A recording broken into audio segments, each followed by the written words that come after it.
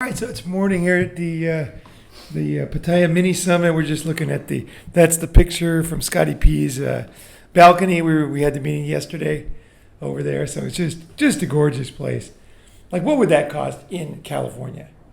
What would this 59th view? Like, yeah, like where would it be? Like, I don't even know a place. 4,000 or 5,000.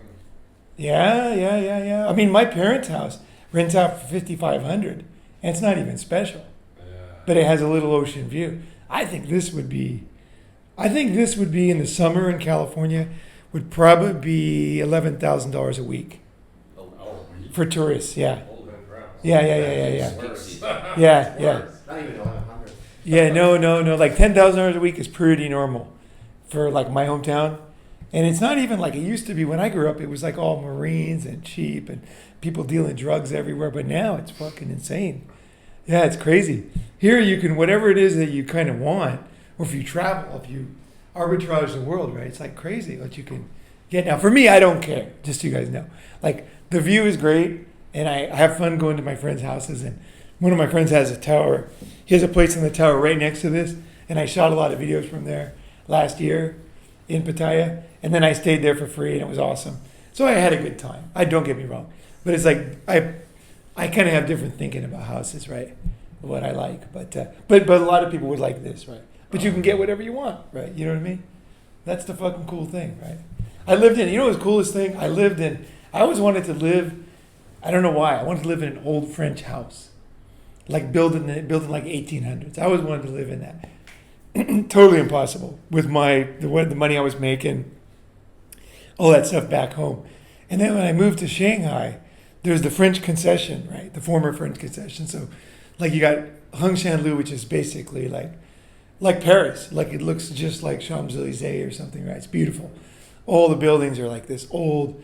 I don't know much about French architecture. I don't know what they're made out of, but they're just fucking beautiful. Like the blue tiles with the white tiles and the colors and the designs and the balconies and the walls, and like they're just amazing. Like, they designed the whole house, and when I lived in, around the sun.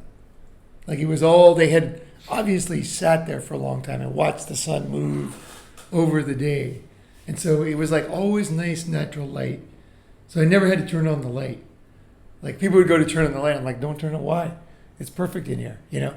But it wasn't direct. So there was like trees. So it was like this thing where I could leave the windows open, even in the summer. And it was just like beautiful all the time. No light, no skylight. And then I lived there, and it was before China got rich. So it was like the year before they started getting rich. So it was like 2004. And I lived there, and it cost me 1,700 renminbi. So it was like basically just under $200 a month. And I lived in this fucking place. It was amazing. Like, it was what is it called? Like an honor to live there, right? $200 a month. Wow.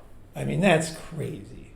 Super cheap. Yeah, you gotta, to get good deals and to really arbitrage the world, you do have to be smart. You have to know what you want, and you have to travel. Because I couldn't have got that. Obviously, in Tokyo, they didn't have a French history, right? But so I couldn't. That was not physically available, right? But if you travel, you could. That was cool for me. And now I'm done. I don't care about living in one again. I don't need to live in a better one, or I don't need, if I get money, I'm not gonna go buy one or anything.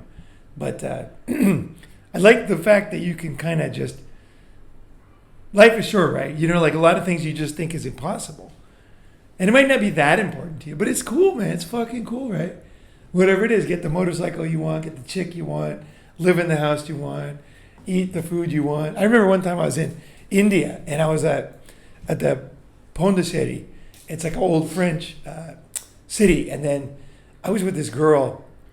She had money. And so we were cruising around, and so she's like, "Oh, we got to go to it's a French, right? We got to go to French dinner." And I was kind of like too cheap. I was like, even though I had tons, I was like, "Nah, I don't want to go." She's like, "I'll pay." So I said, "Okay." So we went. It was this old, almost like Dracula castle on the water, and there was nobody else there. It was before India got rich. It was right before India was getting rich. So we're on top of this castle over the water, right? So basically, it's just me and her, candles, balcony, the water moving outside, just all ocean around us, right? basically. And the guy brings in it was like a 10-course meal or something, right?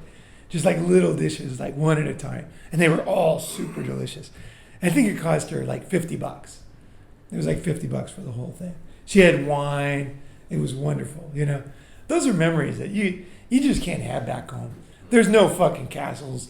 There's no French guys putting their back into a fucking meal when there's only 2 people in a restaurant. It just would never happen. It's impossible, And of course, if you're super, super, super wealthy, right, ultra rich, then you could rent the whole building and you could do that. So I'm not saying you couldn't. Some guy might be ultra rich. But for me, that's like too much hassle. Not that I could get ultra rich easy, but I don't even want that. I just want to experience the best of the world with the least amount of stress on my back, basically, and kind of go along. But it's cool. It's cool. I think that's cool how we... So anyway, I want to open this up. So you haven't spoken yet, right? So guys don't know you yet, right? Oh, yeah. And you haven't heard what we shared yesterday.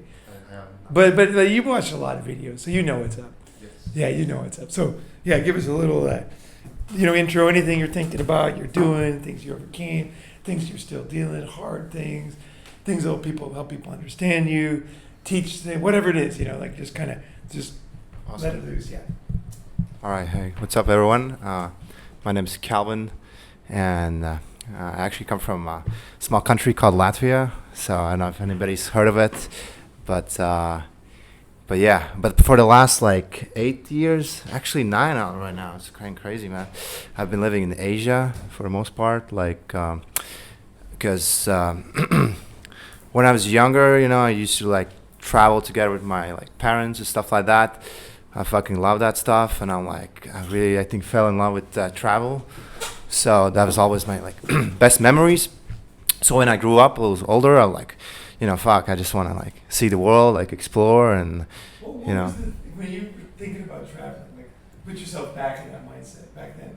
What was the picture that was the motivator? Well, actually, to be honest, I had a best friend, and we went to same school together, and he wanted to go to Hawaii just suddenly, first year of my uni. He just wanted to go to Hawaii, and we were studying different subjects back then, and we just were, high school friends, best friends. He's like, let's go to Hawaii. I'm like, why? It's I want to do my internship here. I have to do this and that. I'm doing a business degree back home in Latvia. He's like, no, let's go to Hawaii. It's going to be great. Let's go watch this. He showed me this video, people surfing or whatever. I'm like, I don't know what my parents going to say. It's kind of a little crazy. But anyway, I went to this event to just find out more information about it. So it's called work and travel. So it's kind of an exchange program, but instead of studying, you're working there. But you work normal jobs. You don't do some crazy cool jobs in America because they don't want you to take their jobs. But you do seasonal jobs. Maybe if you're lucky, you could be a server, and that's pretty good income. Or you could do some kind of commission types of jobs, which I ended up doing, which is pretty decent actually. And then a lot of people just went work on minimum wage, which is actually not great because it's not a lot of money. But hey, at least it's something. Plus you can experience Hawaii, and it's great. So we ended up going together because that was his idea, and so. You made money too. I did kind of. So Hawaii is expensive, yeah. yeah, we just fucking we were I think 6 people for me and my best friend, 4 girls living together in 1-bedroom apartment. But in the end, it was 7 girls and 2 guys because there's some girls couldn't find an apartment. So it's pretty crazy. Interesting experiences. But back then I was a little shy. Not so shy, but I was I don't know, I think cuddle with one girl, and it's kind of weird. I don't know, it's just but anyway, that's pretty fun. So I ended up doing that every year, going to the work and travel program. So I went to Hawaii, LA and Vegas, and just did a seasonal job. So that was kind of cool. So yeah, I did have experience basically living in Europe, having that life kind of in Europe, in Latvia, maybe in France a little bit. And then I went to the States. And then I always in my mind was I really want to explore Asia, It's there's something about Asia that I just really like. I don't remember exactly what it was. Was it the girls or something? I really don't know. But yeah, when I was I was just looking online information how people live in Asia, and basically found out that most people just teach English, and I thought I could probably do it myself as well, even though English is not my first language, but I I thought it's good enough, and I think I could teach it, and I think I could, even if it's not perfect, I could just learn it to be like better in terms of grammar, stuff like that.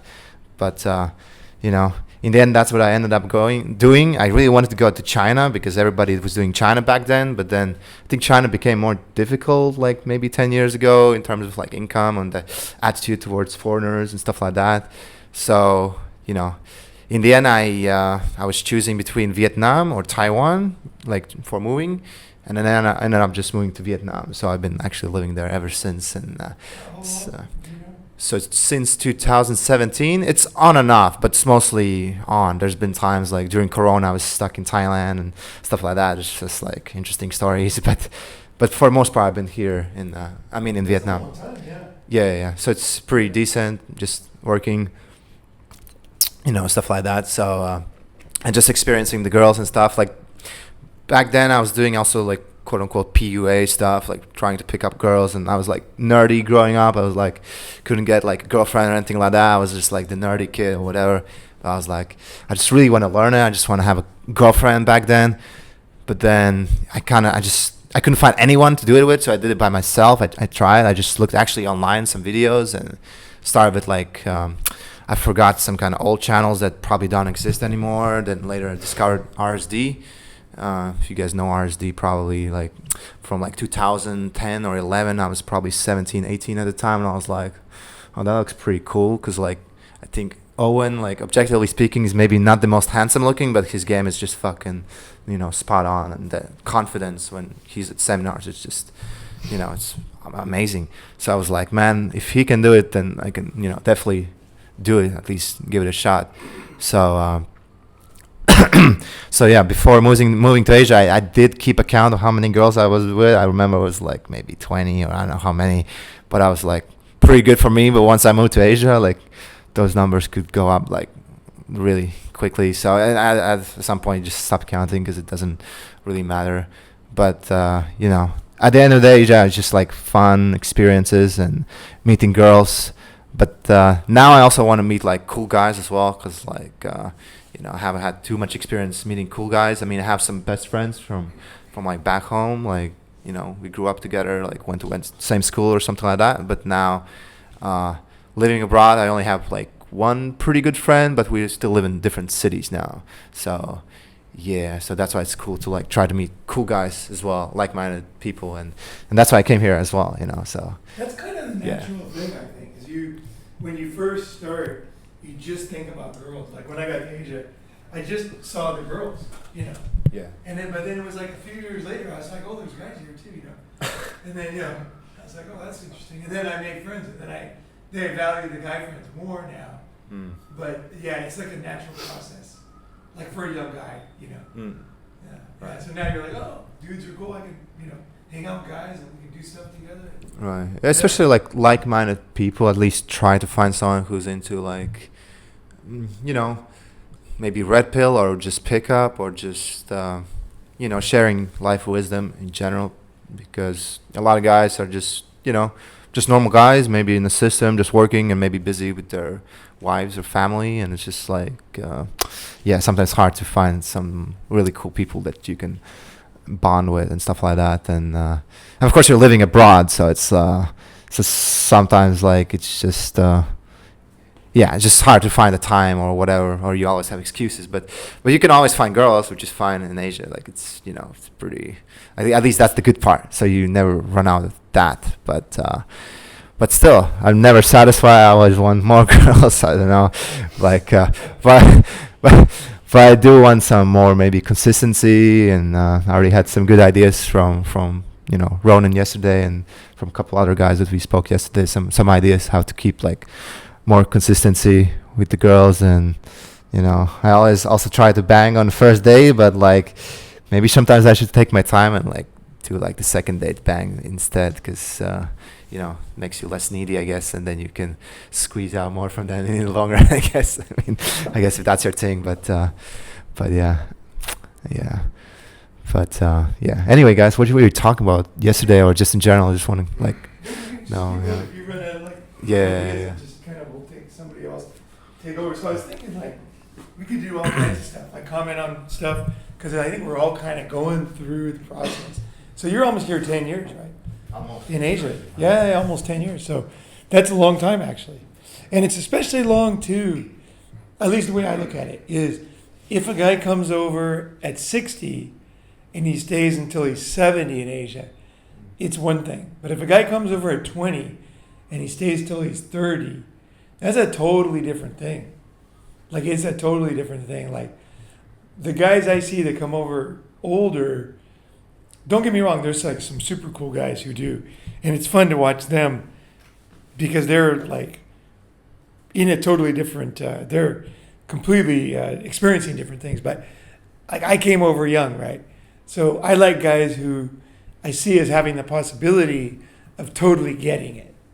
You know, like just totally getting it, basically. Being comfortable here, being like rocking it. Whereas the guys who come over older, they're always awkward. They're always more likely to fall for a scam. They're like more likely to have a girl like fuck them over.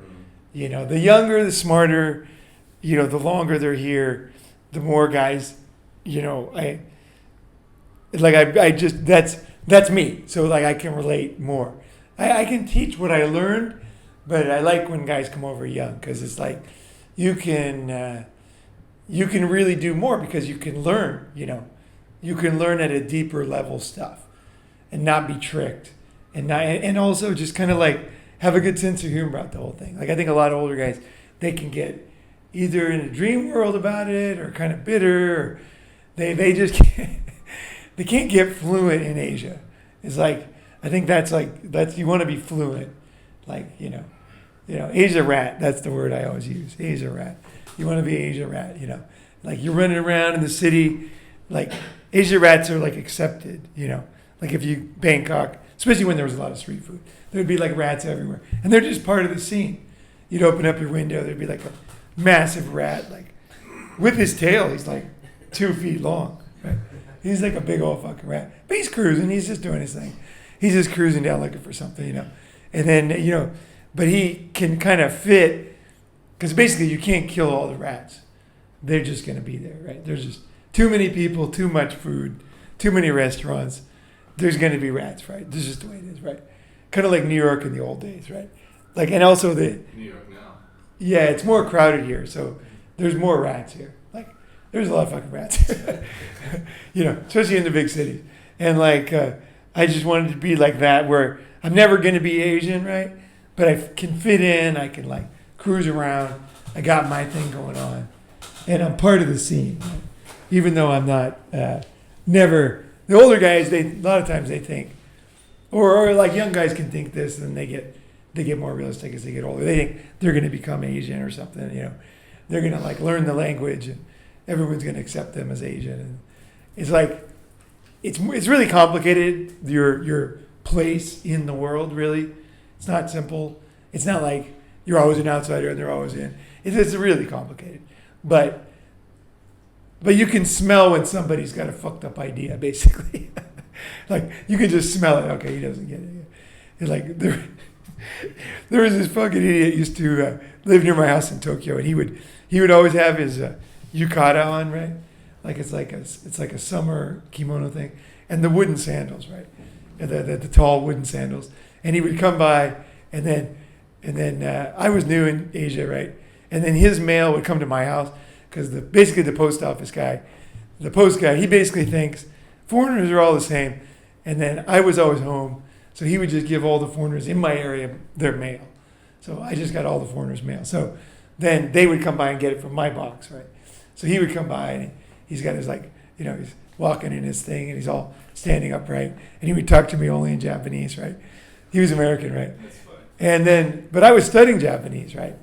And so then what happened was, you know, as he kept coming by over the years, I stayed and lived in that apartment for 10 years. So then I realized, like, my Japanese is 1,000 times better than his after a couple of years, right? Because I was like talking to tons of girls every day and just really ramping it up. And then I realized he was like a total fake. Like, his Japanese sucked, you know. He just knew how to act rigid and say a few like official kind of sounding words, you know. He didn't have the ability to joke or talk or fuck around or tell a joke or trick people or have friends or run a company. He couldn't do any of that. He was just this rigid guy who thought he was foreign, and I'm sure he was very disappointed because in the end, like, foreigners are important, right? In Asia, that's what you learn is you want foreign guy friends that are cool, and you want guy friends that are cool, and you do want local friends. They're really important too. Like if you got a couple cool Japanese friends, a couple cool Thai friends, a couple cool Hong Kong friends into the mix of foreigners, that's the best. I think that's the best. Because if you hang out with only foreign, like say Japanese guys, it's a little weird. It can get weird. So you kind of, because they never really, it's complicated.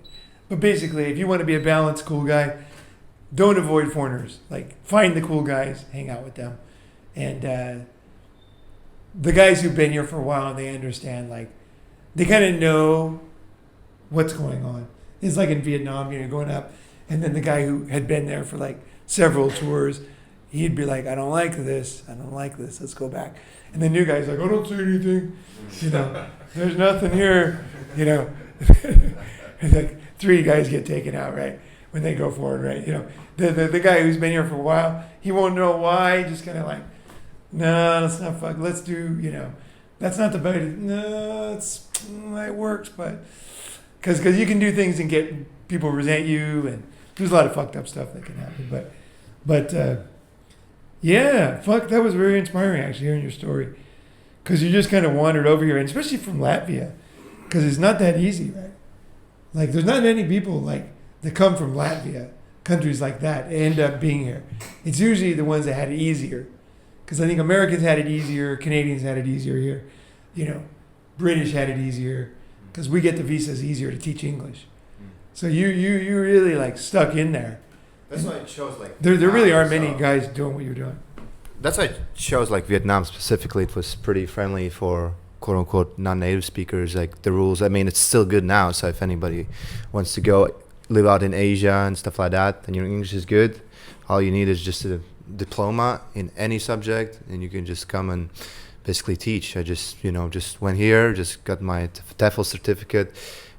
Physically in Vietnam, like just 1 month program.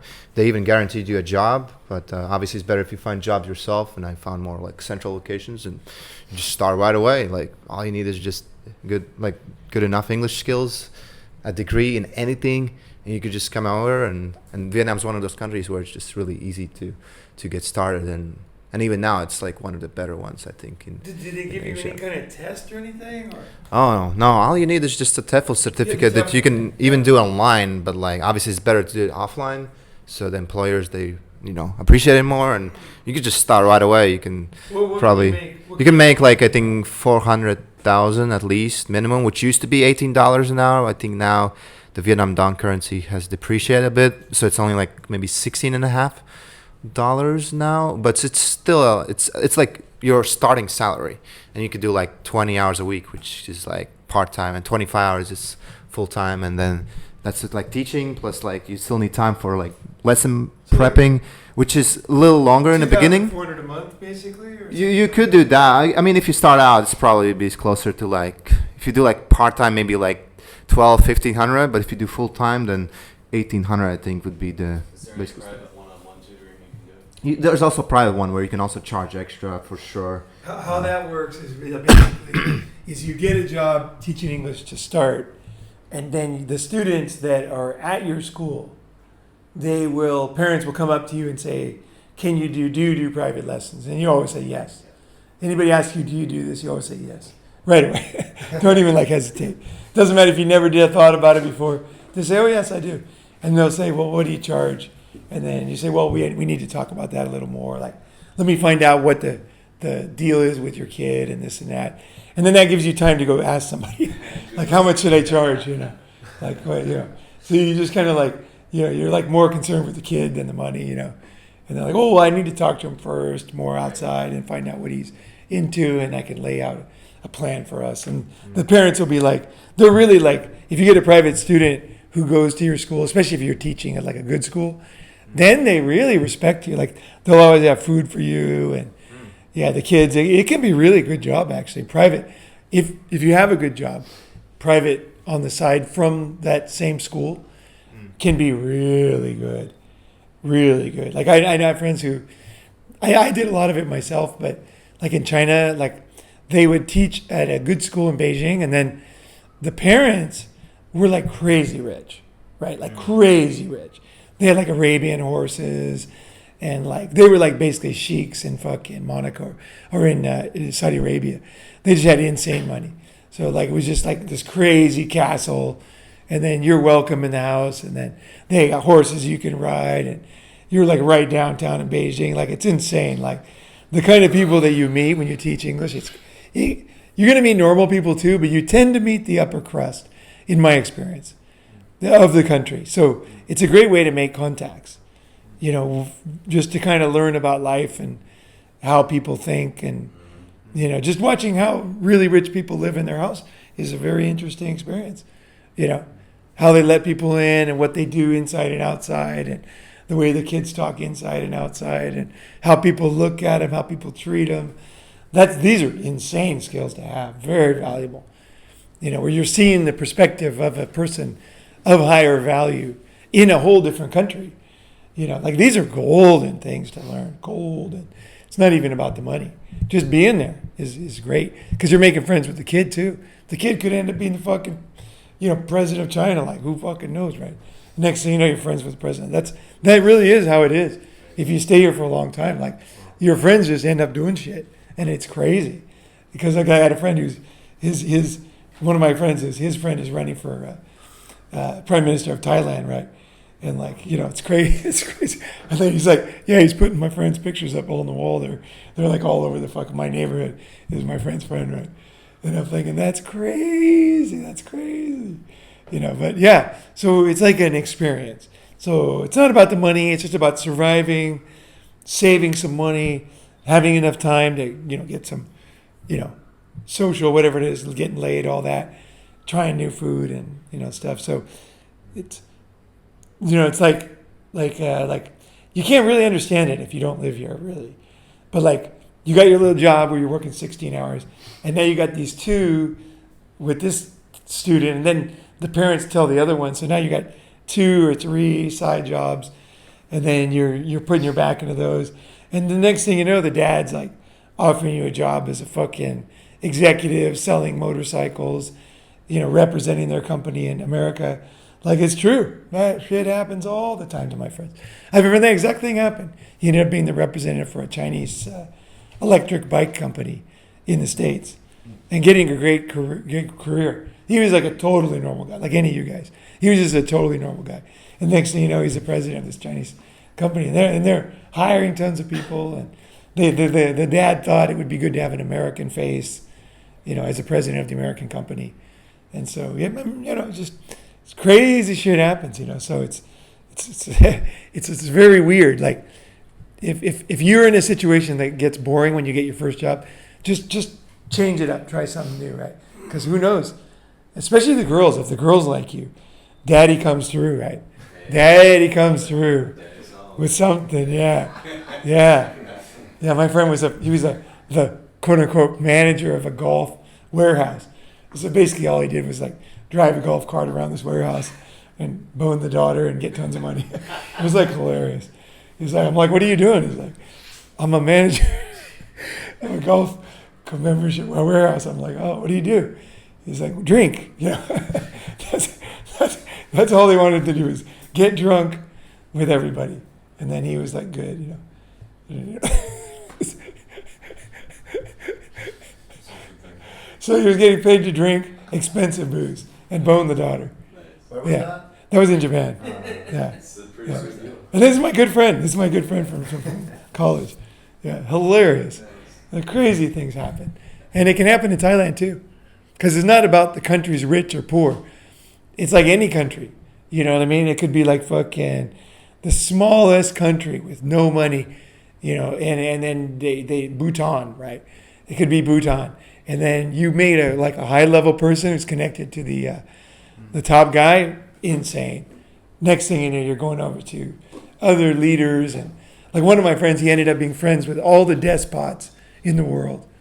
Like any country that you think of as a despot, like there was one back in Eastern Europe that was selling a lot of weapons and things, And then he became friends with that guy, was hanging out at his house. And then he was friends with Kim Jong-un in North Korea. He was friends with Pol Pot in Korea. Really, yeah. No, this is crazy shit, man. Crazy shit. So don't be settled. Don't set up for the easy ones. Or just, you never know. Like, it just takes one girl who's connected, and next thing you know, you're in this crazy. And then just accept it. This is your life, right? This is your crazy life. You might not make a bunch of money, but it'll be fun. It'll be really fun. You'll meet a lot of cool people. And you never know. You never fucking know. The guy who was, I had another friend who was friends with Kim Jong-un. Kim Jong-il, the guy who's dead now. His dad. Basically the dad. He was friends with some guys. And the guy that was friends with Rodman, I think he was friends with Rodman. Kim Jong-il. Yeah. So my friend was friends with Kim Jong-il. And then he was like, you got to come with me to meet him. He's great. He goes, when we get over there, there'll be like 18 limos waiting for us at the airport. And I got to keep moving. The other one's the screen too. And he goes, you got to come with me. And I'm like, I'm busy. I never did it. It's one of the biggest regrets of my life is I could have been like hanging out with Kim Jong-un, Kim Jong-il. And he said, he needs to buy everything. I go, what do you mean? He goes, he needs to buy stuff like coal and copper, and nobody wants to sell it to him. But was it legal? I think it was legal to sell him stuff, as long as it wasn't certain things. So my friend said, yeah, you can make a shit ton by selling copper. I go, I don't know anything about copper. He goes, he always gets ripped off on copper. He goes, you got to find just get some copper. get tons of copper, get a contact, and then he pays you and give him the copper. Don't fuck him over. Because everybody fucks him over. He goes, don't fuck him over, and he'll buy a ton of shit from you. That's what he told me. And I didn't go. Biggest regret. That was like that was in 2005. Because you would have met his son. Yeah, I would have met his son. I would have met his daughter. Yeah, everybody. Yeah. So like, and like, he would always set him up with the hottest fucking North Korean girls. He just would fuck as many North Korean girls as he wanted. Because they have this secret, like, thing for the guys, the VIPs, in the basement of, like, he told me which, I'm not going to tell you, but one of the buildings. And so you'd just be down there and just every girl for free, just smoking hot North Korean girls. But did they get tested? Well, if you want a virgin, you can get a virgin. He would just have a virgin come. Yeah, it didn't matter, so you didn't have to worry about it. Just get a virgin. Then you don't have to wear testing, But like that Asia is crazy. Like, I think these stories, as I tell you guys, I hope that one, they're true, right? Two, anything can happen in your life, right? So you got to kind of know that. Don't sit in your room all the time. Be like friendly with people. You never know who knows who. That's the crazy thing. Even a foreigner, like one of these crazy older foreigners, you never know. Like, some of these guys have been here for like 60 years. And they got crazy contacts. Because back when they came, it was like way before when I came. And so they made like insane contacts. Like that movie, The King and I, right? That girl who taught English to the king of Thailand. In Japan in August, we ran into that top Toyota guy. You remember? Which guy? In the train museum. We were just talking to this Japanese guy. And he was one of the top honchos at Toyota. Right. And Japanese guys are very, they're very, what is it? Not demure, but they're not proud. So humble. So he might have been the top guy. A lot of times they'll say. Right. He said. Yeah. I'm retired from Toyota. Like he was just a normal guy. Right. That's exactly the kind of thing. Yeah. So you kind of have to like, oh, okay. And he might not have been, I think he was pretty high. I remember that guy. Because you recognized him, right? I think he was pretty, that's right. I recognize his face. Yeah, so he must have been high up. But like, yeah, there's like way higher than that. Like there's companies here, and then there's like high society. And then there's like rulers. And there's like doctors and lawyers. Like there's like different level of high here. And in general in Asia, business is not necessarily the highest here, the most power. A lot of times, Politics? Or? it's like old money, connections, families, and that gets into politics. It gets into, of course, business ownership. but it's not exactly like building a business. It's more like they just get these opportunities. Like your family handles all the nuclear plants, they handle all the electricity and water. Your family does education. You do internet. So like it's like that. So it's not like even like a business like we think of as, oh, you own AT&T or something. It's more like, well, not really, because no, it's not a bad thing. Like, I think it's really difficult to understand Asia, but in a way, sometimes they kind of do what's best for society. They don't just necessarily like scam everybody. Look how cheap internet is here. But basically, there's like 2 monopolies, right? But still, the price is pretty fair. Like I think the Western idea of if you have power, you just fuck everybody over. That is a retarded like mindset. Because if you really want to have friends, you don't fuck people over, and you have power. And people know you could fuck them over, but you don't. They like you more. You get more power. You have an easier life, and you don't have to do it. So I don't think a lot of times the families, some of them do, and there are countries that are quote unquote more corrupt, which I'm not going to name, but where they tend to be more that way. But those are the countries that tend to be more Western influence, at least in my experience. I'm sure there's a good experience of a non-one too, but it's surprising how much people care about society here. They care about the culture. Like one of my friends, he was telling me about, he's got some super rich Japanese friends, like now money, not when I got here money. That's a different kind of money, a totally different kind of money. And so I was very interested in how they live. And he said, it's really interesting. He goes, as you go through Tokyo, you'll see these apartment buildings and like offices and this and that.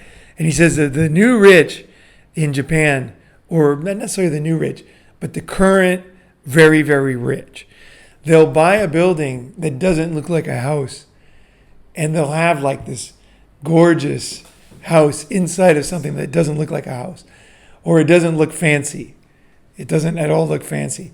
But inside, he said they always have private kabuki theater. If you want to be part of the inner core of Japan, you got to care about the Japanese arts. And I thought that was interesting. So like there was this like hardcore nationalistic, like Japanese culture over everything. And then you got they have their own kabuki actors. So they've got their kabuki theater in their house. And they have kabuki actors living 24 hours a day in their house. And then they can just say, James is coming over, put on this show, have this ending, and the guys get on the makeup and they go out and you go sit in the official thing and they do it. So it's like 2 things. One is like the money's, it's like you could be in Tokyo and not know there's like an insanely, rich guy right there. And then inside his house has a kabuki theater. To me, this is like interesting. This is the new like super rich Japanese guys. Yeah. Yeah. Like Japanese art. That's how you say, I didn't sell out. Like, I'm Japanese. Like and then in the house, it's like very Japanese. So like, that's another way they separate themselves from old Japanese money used to be very pro-Western. And like they would, if you met I have some very, very rich Indian friends, and I met them on my trip to India in 1999. And those guys at that time, they all listened to Bob Marley, the Rolling Stones. Like it kind of jarred me when they picked me up in a car the first time, because he's got Bob Marley. He's all like totally like hippied out and cool. And I'm like, no way, like. And he's like, oh, I love Bob Marley. I love he's like talking like he's in LA or something. I was like, and then the Japanese guys in the bubble that were rich, they were like very, they like cared about France. They cared about wine. They saw what was important is that I am a cultured person in the world, and I know which bottle to choose. They didn't want to be embarrassed by seeing a bunch of wine and not knowing what was the right bottle. And then they like, of course they're Japanese, but they they also can say, "Give me the zubba zubba zubba," and then they're like, "Oh, fine choice, sir." And that was like, that means that they were cultured in the world, right? There were certain things, and then we're talking 40 years ago, right?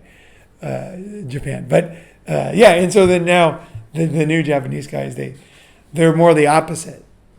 I would guess it's all Japanese music, and it's like Japanese food, and everything is made in Japan. I bet you the chopsticks are like no Chinese chopsticks.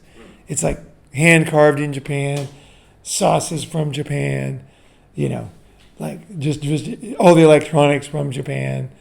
Yeah, because that's the vibe you would get if you have a kabuki theater. It's like the hardcore Japanese thing, right? So yeah, it's interesting. Like as you make friends and you get into these groups, and yeah, I think it's some of the best entertainment in the world. Like for me, when I just go about my life, I'm being entertained more than any Hollywood movie or any stupid story some guy could write.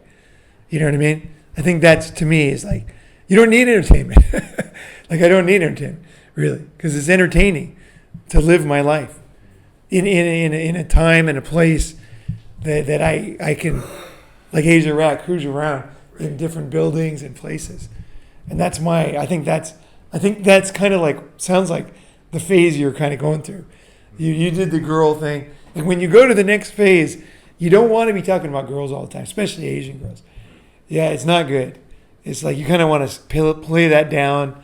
They know, okay, they look at you, they know you're getting plenty, But it's no longer necessary to like, and you definitely, like if you're with like kind of wealthy Thai guys or whatever, you don't want to have your eyes follow some girl's ass. Like, do not do that. You just like, you're looking at him, you're like, what's up? Talking. Yeah. You're not joking about trannies. Your eyes aren't following girls, right? Yeah. Because the guys, they're always looking for a way to think of you as a tourist. And so they don't want to be around a tourist. Because tourist in Thailand is like the lowest level of scum for the rich Thais.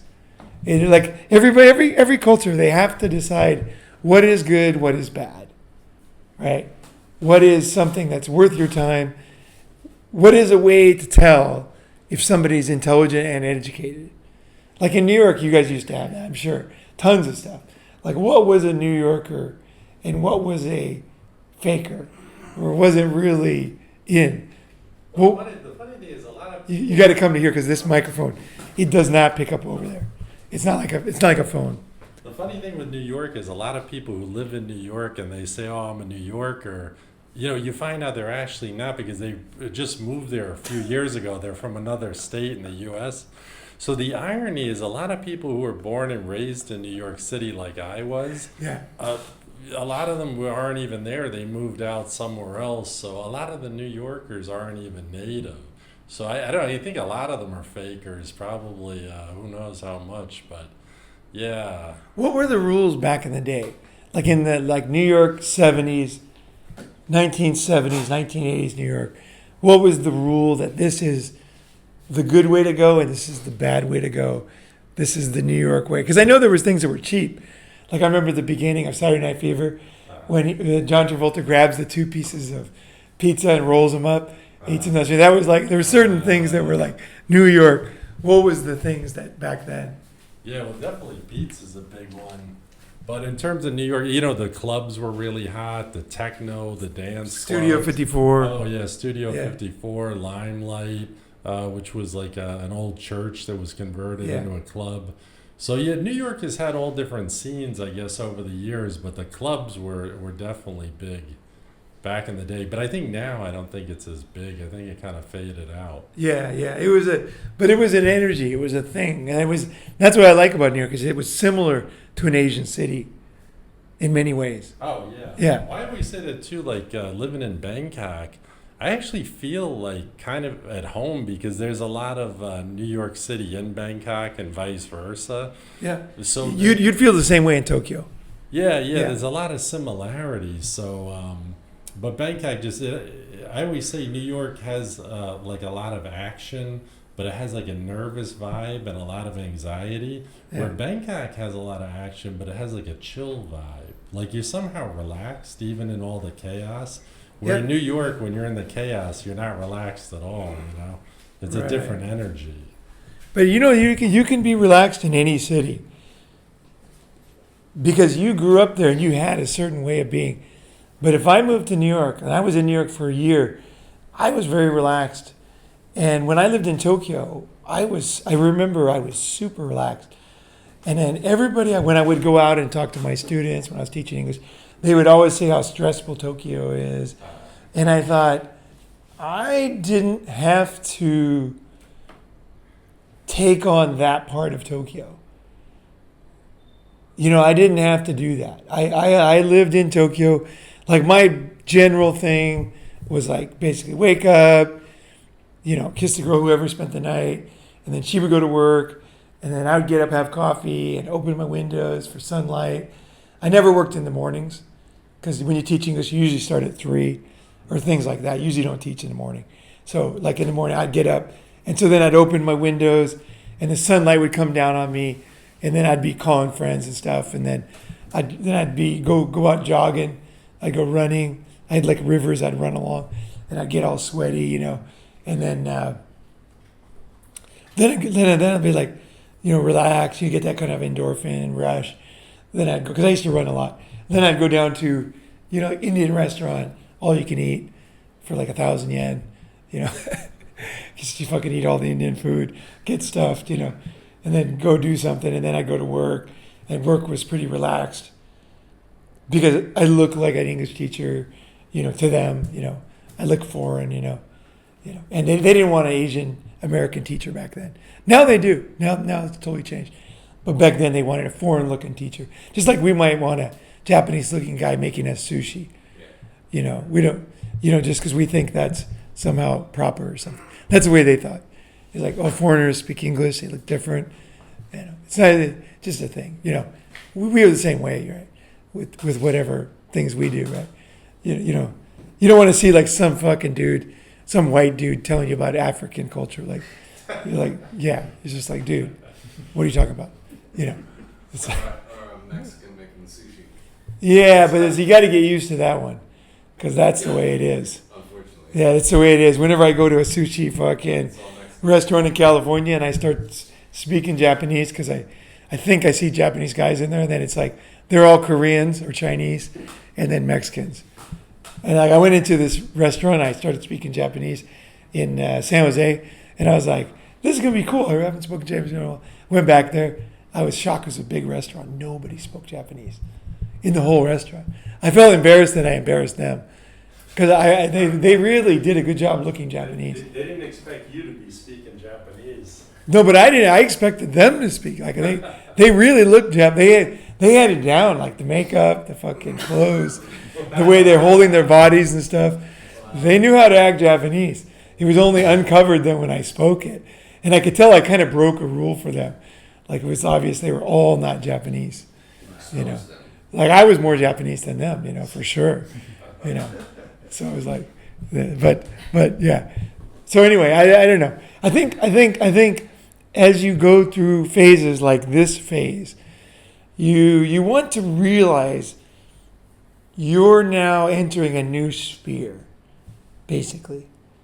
A new sphere of friends, a new sphere of knowledge and opportunities, and like letting go of kind of the tourists, the guys who they really the longer you're here, they look kind of embarrassing, because you want to kind of like up your game at all times. But I mean, when you go to Vegas on vacation, you should be having a fucking good time. You should look like a tourist. You should fucking party it up, walk down the strip with a beer, pay for a picture with the girls in the fucking street, get ripped off, be a tourist, enjoy it, And when you come to Asia, come here and enjoy it. Don't feel like you have to run ahead of yourself. But you've been here 10 years now, and you're young. So you're picking up your what is it called? Peripheral perception is picking up stuff. So you actually know more than you think you know. So you'll fit in good with the higher groups. And then you'll find yourself being challenged and like what is it? You'll find it's natural. So like if a guy, like say he never finishes high school and keeps going every year, he's like 35, he's still going to high school. There's something just very wrong about that. Yeah, there's just something retarded. It's the same with us here. You don't want to be going to the same grade in school again. You know, you just kind of, Soy 6 every night. yeah, just hearing this, you might go back. Years later, still soy 6. Yeah. Yeah. Well, I mean, if it's free, It can happen. It can Yeah. happen. if it's free, why not? yeah. What's the problem? Don't pay. Yeah. Well, that's the thing. I mean, like, you're always going to love a green curry, right? Even though it's the first thing you might order. You're always going to love a pad thai. You might go to soy 6, right? And that's fine. That's not what I'm talking about. Because you'll have things you like, and that's just things you like. Like, it might be food, it might be girls, whatever, you know. Certain things. But also, too, if you keep aware of who you've become, and then think, well, what does a guy who became this do next? You know, because you'll find yourself getting bored. Once you become aware that there's different, like, what do you call them? It's not a persona. It's like a different. It's a maturity. It's a maturity. It's a sophistication. It's a. Evolution. Yeah, it's an evolution. Yeah, yeah, and it's fun to go through the awareness, and then that's what I love about guys who are flexible, aware, and also confident in themselves to get to different levels, and then you'll find yourself really liking Asia. Or if you go to high school, the same grade, you'll find yourself getting bored of Asia. But it's not actually Asia. It's actually you. So that's what you kind of want to, you know, kind of like learn about, right? And so like just little things you could do that, because you might think, oh, this is too theoretical. So for example, like you live on Sukhumvit, right? So now you've been there for, how many years have you been coming back?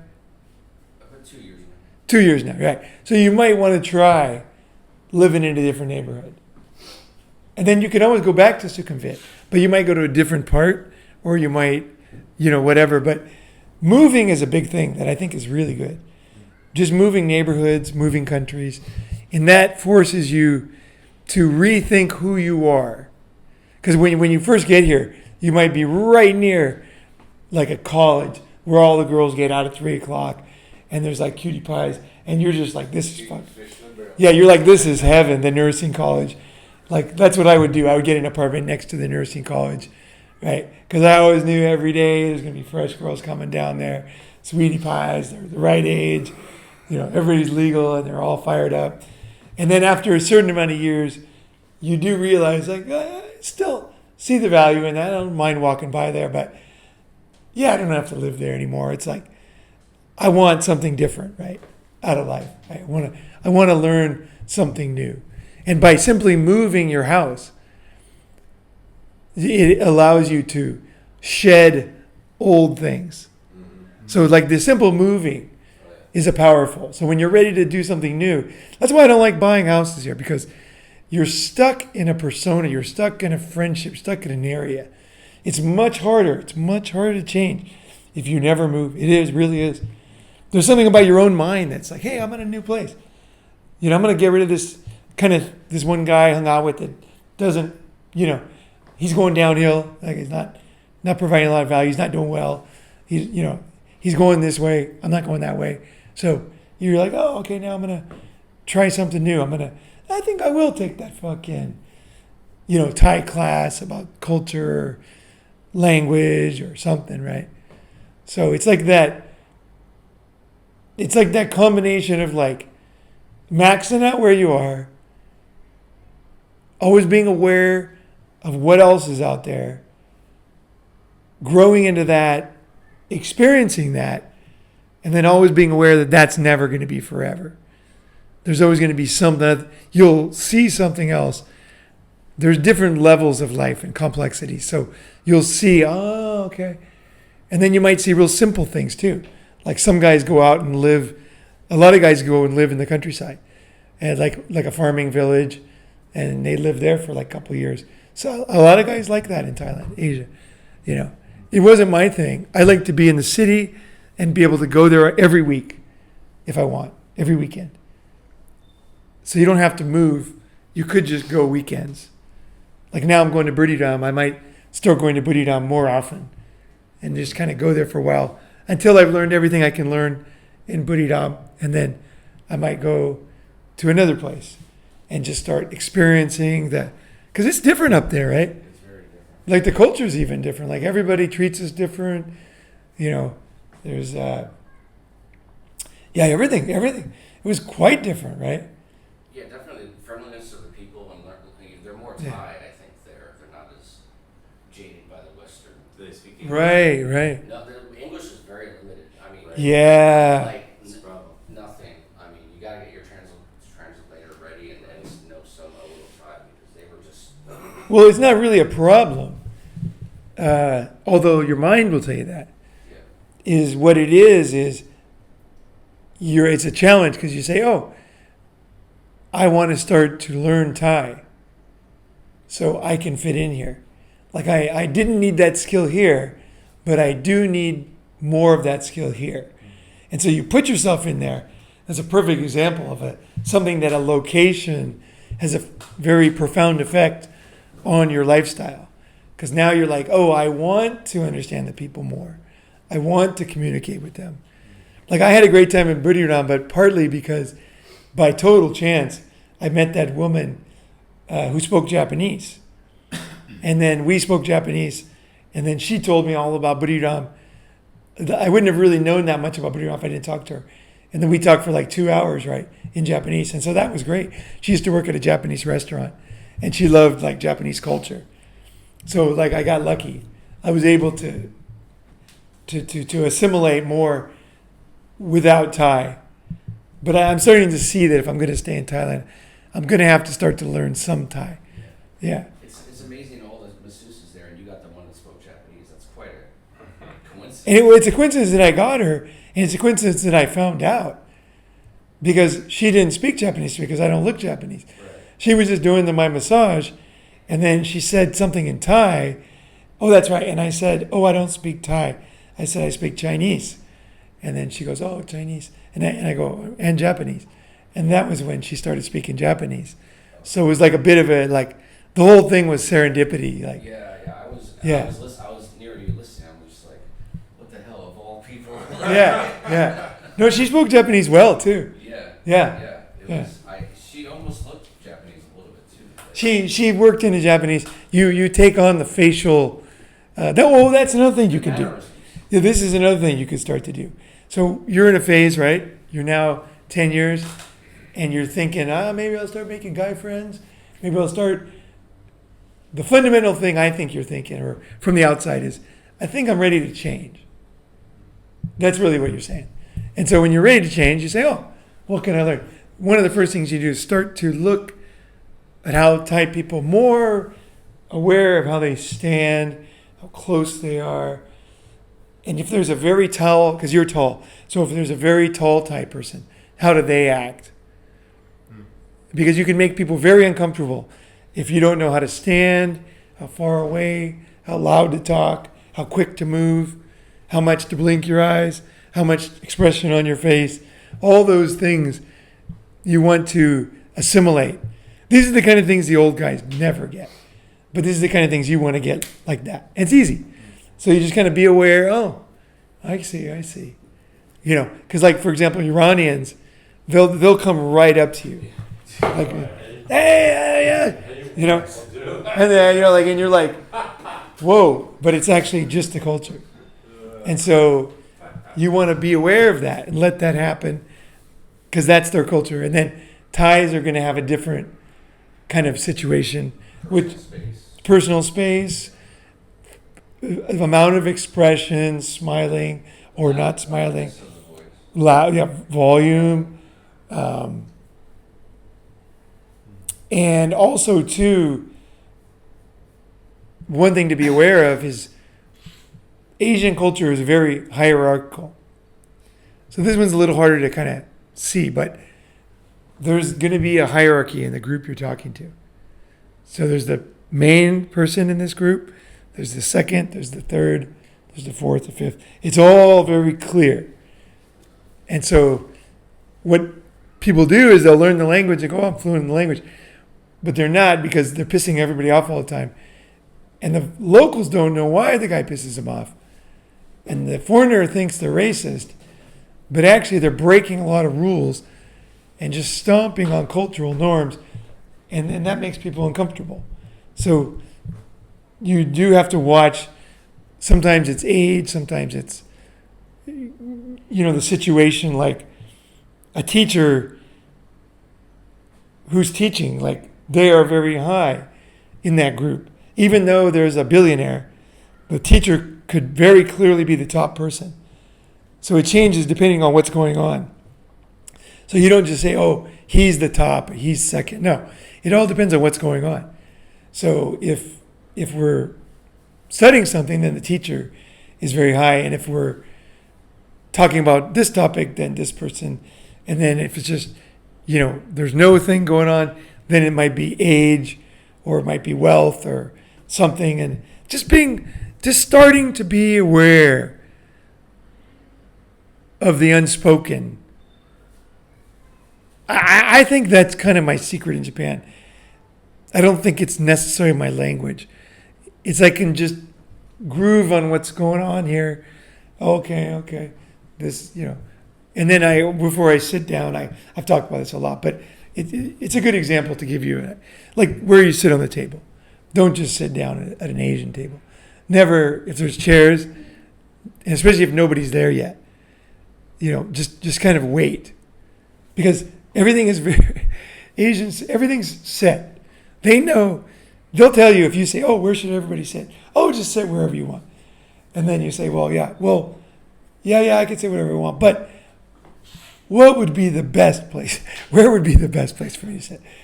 And then they'll be like, oh, sit right there. They know, like, they go from like, oh, it doesn't matter, once they realize that you actually are paying attention. Then they'll put you, everybody knows, and then the guy will go, sit right there, and they'll be like, yeah, you should go there, yeah. Everybody knows where you should go, but you'll go to the wrong place and not ask, and it looks like you don't give a shit. It looks like you basically are creating chaos. Do they have an order of where people should sit, you're saying, at the table? Yeah. So you got the head honcho chair, right? You don't want to sit in the head honcho chair unless they put you in it. Then you want to sit there. So it's not about being humble. It's like Archie Bunker's. It's about being aware. What's that? Like Archie Bunker's chair. You can't sit in Archie Bunker's chair. Yeah, you don't.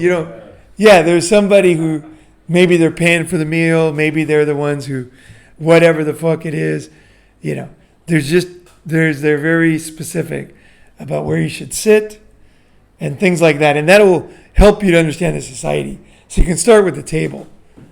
And if you are aware of the things like that, then you'll be aware, like you'll get to the point where you're one of them. And then you'll see like another Thai guy come in and then he just sits at the wrong place. And then you'll think, ooh, that's not good. And then at first you'll think, oh, I must be wrong. And then you'll realize you know more than him. You're like, oh shit. Like he's from the countryside. He doesn't know what's going on in Bangkok. He doesn't realize who's running the show here. So you get to the point where you'll be aware of socially awkward locals by being aware of the situation. That's when you know you've mastered it. Or you haven't mastered it, but that's when you know you're getting fluent. Well, the small point, something I didn't realize, I guess this is probably something that's more obvious, but kind of a small point, because in America, whenever you meet somebody, you always hug them hello and goodbye. And it's just a very natural, standard thing that we almost all do. But then, of course, you know, if you meet a woman in Asia and you try to hug her hello, her whole body like shrinks up. She turns to the side. So then you quickly realize, like, oh wait, they don't hug, they don't do stuff like that over here. Right. You know. So what you do then is, and this is the thing I learned in PUA, which is so valuable, is so if I come up to you and I come too close, and then you jump back, what should I do? Jump forward. Well, usually sometimes they say in PUA, if the girl is moving back, you kind of slowly keep trying to close the distance. No, not if she jumps back in like violently moves away in a way. Like she's not backing up like pin me against the wall and fuck me. She's like uncomfortable. In a subtle way. What do you do? Move back. Well, No. No. I mean, I probably just keep standing where I'm at and just, what's up, you know, I don't know. Okay. The best thing you do, the best thing, no, the best thing you do, the best thing in this, this is very valuable for pickup. Because one of the things with pickup is when you make a mistake in pickup, you're often stuck and fucked somewhat in that situation. But what I learned is what you do is the first thing you do is that you come up and you come too much, and so she moves, and then I move back, and then I go something like a joke, like, oh, if you ever want someone to run up to you and scare you, you let me know, and then she'll start cracking up. And why that's so powerful is because one, you fixed it, right? You moved back, but, and this is what guys don't have the awareness or the ego, strong enough self-esteem to do is admit you made a mistake. So when I subtly, you'll see how powerful this is. This might sound simple, but it's very powerful. Because what it is I am telling her, I'm aware I made a mistake, and I'm a very flexible guy. So when I make a mistake, it's not over for me. I don't fall apart. Like a lot of guys, they stay there because they fell apart, but they keep going forward. And they're just, like, they keep talking, and then the girl runs away and they say, fucking bitch. It's because they can't admit they're wrong, and they can't fix it, and they don't know what they could have done, and they're like, I did everything right, but that one little thing. All you got to do is you show the girl, because girls like flexibility. They like a man who's strong, which strong means you can't be destroyed easily. What is weak? Weak is a guy who's like, keeps coming forward, and then she like, get the fuck out of here. That's actually a weak guy, and the girls recognize weakness and strength in a man. So for me, I'll move back, joke about it, and then the girl will go, she looks at me like, whoa. Right. And then I'll say, well, let's start this over.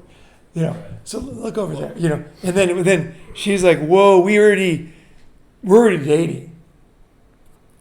Because we had a fight, we had a misunderstanding, and this guy showed me he is not stuck or scared, or I don't have to pretend that he didn't do it, because he's not that weak. He can admit he's wrong, he can change it, make me laugh, and move forward. Like, that's what they want. They want a strong guy like that, who's flexible and can move and move out. And if I make a mistake, it doesn't matter, because I joke about it, I move back, and you're like, oh, okay. And then there's very deep things going on. And you're like, whoa, this can work. Like this is like not a rigid first meeting here. This is like something my good friend would do, Yeah. Yeah, I was just going to say, one thing that you did very well in that example is you had awareness of the situation, which a lot of people don't have. So you were aware, okay, she's, frightened, or she's moving back. And then you called out the moment. Which I made fun of myself. Yeah, self-deprecating. If you need someone to scare you, I'm always ready. You called out the moment. That's actually one thing. I actually took some acting classes at HB Studio in the Village in New York City, some improv classes to actually get better at PUA and basically doing what you're talking about. Yeah. And one thing in acting, it is true, you have to be 100% present in the moment, You can't be thinking in your mind about what am I going to have for lunch, or I have to do this later tonight. To be a good actor, you have to, Sanford Meisner said, you have to live truthfully under imaginary circumstances. And the only way you can do that is to be 100. Yeah, it is. But that's why we believe actors. That's why it's so believable. They can get us to cry. They can get us You're to living feel certain. truthfully in imaginary circumstances. Right. You're living truthfully. Right. If you don't live truthfully, people won't like your acting, right? Right, because then it will come off fake. Right. So in that situation, you were like an actor. You were fully present. You were aware of the moment. You called out the moment, and then that basically, solved the situation. You fixed the problem, and were able to continue. But it's something that most people aren't aware of, because also maybe they're, like too shy to call out the moment, or maybe they don't even realize the moment that's happening. So Right. awareness is something that people actually have to learn and almost practice it. True. Like the key is really awareness. Because when you're aware, then you can do these things, right? You have an opportunity to fix it. But if you're not aware, then it's like even worse, right? Oh, Yeah, there's like two kinds of guys that would not make girls happy. One is the guy is totally unaware of social cues. Because women value social cues. Yeah, they do. And then also being unaware, but then also, I think the one that girls really hate is the guy is kind of aware. He knows he fucked up, but he doubles down and gets kind of mean. Like he becomes very rigid and moves forward. Like, what did I do wrong? Like, I did everything. I came here, I paid for that drink. It's like they get very like that. And the girls, they really hate that. Now, if you're rich, which is a lot of guys think, I'll get rich and get girls, they will put up with it, but they will fuck you in the end. And it's not because they're girls. It's because you ignored the social rules that pissed them off. So if you're aware of them, you get less vindictiveness from girls. So a lot of guys, they get vindictiveness from girls. And I don't tell this to new guys too much because it's so much to learn for a guy who's starting from zero. But when you guys are getting more stuff, you can see, like, be aware of yourself, because a lot of it's directed at you. You actually pissed her off quite a few times, but your money overpowered it. And so that's like, for the girl, it's kind of like if you got a job. So say you got a new job, and then the boss was paying you triple. So they said, hey, we got a new job for you. We'll pay you triple. But you got to work with this guy that no one likes. And then the guy's just like, James, you're probably a fucking, blah, blah, blah. And then you're like, but you're like, fuck, I'm making triple. You're only having to work, because right now you're working 3 months a year in the States, and then you come here for the rest of the time, right? Now you only have to work 1 month a year. Okay. But you have this fucking guy who just treats you. He just runs over you. And he knows because he pays you triple, right? That's what it feels like to the girl. And you can understand that. Abusive. You would not like it. It would piss you off. You would be happy to fuck him over on the way out because he treated you badly in your mind, right? But actually, he didn't respect you, and it's all about social awareness in the end. Like you can't get people on your side with just money, and you can't get girls on your side with just money. So they have to trust you, like you were saying, trustworthy. Imagine, right? So girls they're keeping score to how many times you make them look bad in public. Like I'll be at a dinner with a guy and I'll hear the guy say something like, oh, you lost weight. And then she's just like, it's like, that means she was fat, right? It's like, that is not good. That's like, and it's not her fault. Everybody in society understands that. And so you're racking up vitriol against yourself. Now, I'm not saying girls can't totally come out of nowhere and ruin your life. Don't get me wrong. That's a different thing. It can definitely happen, right? And there's even people with problems, right? But like just general people, you can make a good person want to do that by acting a way that doesn't respect them, right? So Asian society is even more like that because you're a big guy. You know, everybody's like, you're big. Like, we're all big, especially compared to girls, you know. But like big guys just in general. So you can't act like a taxi driver who's only like 4 foot tall. So you do have to be aware of what would somebody with my presence do in this small elevator. So like in the elevator, I don't know if you guys noticed, but I always go against the wall. Like I'm right against the wall. So I'm the least, because I'm so much taller than most people here, you know, and bigger, and I might have shorts on showing more skin. So that's also very, you know, overwhelming, right? And a lot of guys, they'll say, well, you should wear long pants. A lot of guys in Thailand stay a long time. They wear long pants and long sleeves. And I won't do it. Certain rules I will play by. I grew up in fucking California, in Arizona. Like, that's me. Shorts, tank tops, t-shirts, and collar shirts. Like, that's me. Like, I will bend for Asian society a lot. But there's certain things that are just so fundamental. Like, if I wear pants, I feel like I'm wearing a straitjacket. Like, I don't like wearing pants. You know what I mean? Like, I used to wear, like, when I lived in